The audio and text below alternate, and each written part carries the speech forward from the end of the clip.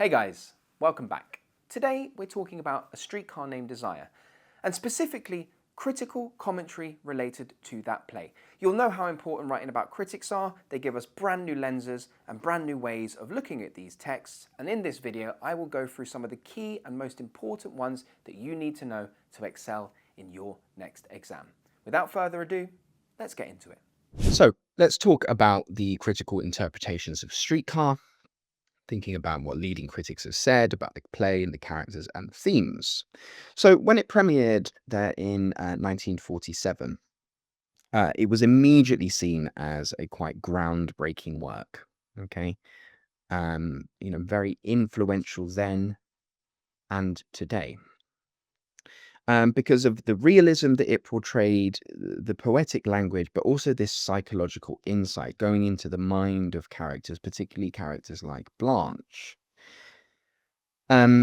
Brooks Atkinson, who was writing for the New York Times, called it a quietly woven study of desperation, noting how Williams blended everyday life with intense emotional tragedy.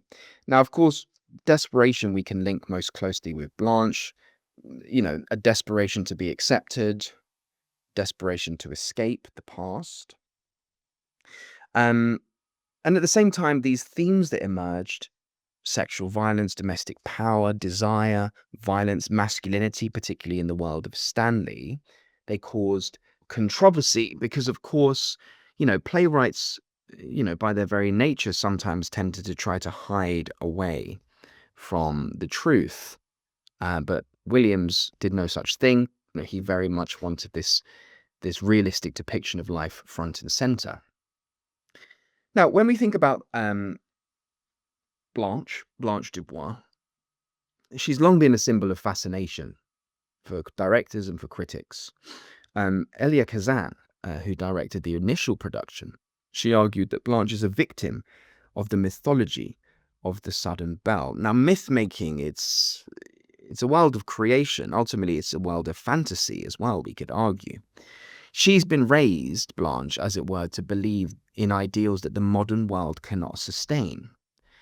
The modern world was moving away from this Southern Belle, this world of kind of respect and proprietary and gentlemen. We'd just come out of the Second World War. We'd seen all the illusions of the old world torn once again to shreds. Kazan followed this up by saying her tragedy is that she cannot face the truth. When we're talking about tragedy, you're always thinking about the Greeks. Here, I guess that she cannot face the truth. We could make an argument that this is her hamartia, her fatal flaw. But ultimately, it frames her downfall as psychological rather than moral. Other critics have remarked that Blanche is a symbol of a dying social order. She's desperately clinging to beauty, to gentility,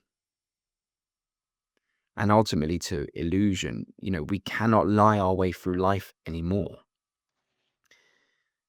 Stanley. Now, obviously, he is Blanche's opposite. I've discussed this in a few of my other videos.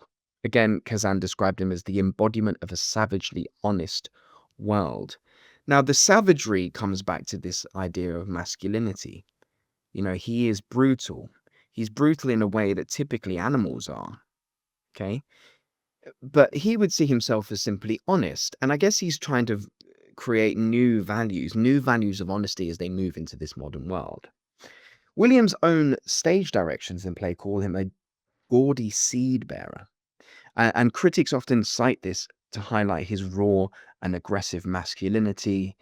This idea of seed bearer giving seed, obviously reflecting a kind of virility and fertility, right? But there's also his gaudiness, his larger-than-life nature, and also his intensity. You only have to watch Marlon Brando's depiction of Stanley to kind of see this in action. Modern critics read Stanley as both a realist force and a simple symbol of patriarchal dominance. The way that he controls not just his home, but the life around his home too.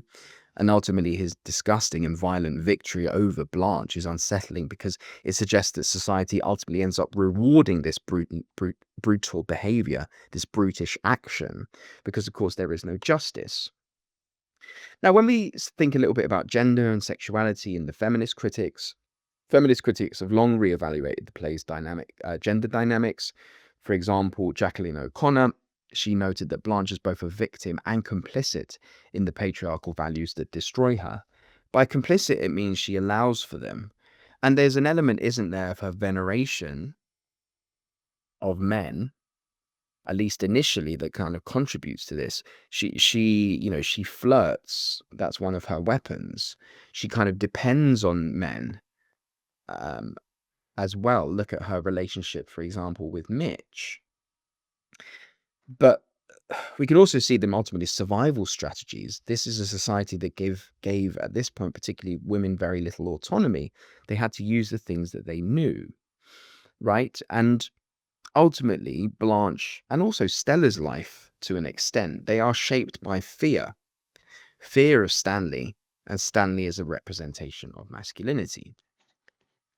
Now, queer theorists, they highlight the way that the play deals with forbidden desire, right? Forbidden desire. And you see that a lot, of course, through Alan Gray and his very sad demise. Arthur Miller, another playwright particularly important at this time, he noted that the play is haunted by homosexuality, referring both to Alan Gray's death and Blanche's guilt. We have a scholar called John Clum arguing that Williams writes from the margins of sexual identity, suggesting Blanche's shame mirrors Williams' own experience in a homophobic society. We, of course, know that Williams was a homosexual man living at a time when that wasn't really as easy to do in public, and he had to be pushed to the margins to kind of experience his desires. Ultimately, desire in Streetcar is not liberating. It doesn't free people and allow them to express themselves truly. It destroys relationships and it plunges characters into guilt and self-loathing.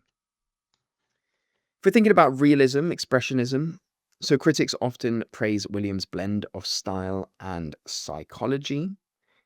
The style, as I've mentioned before, of tragedy, of memory play, of realism.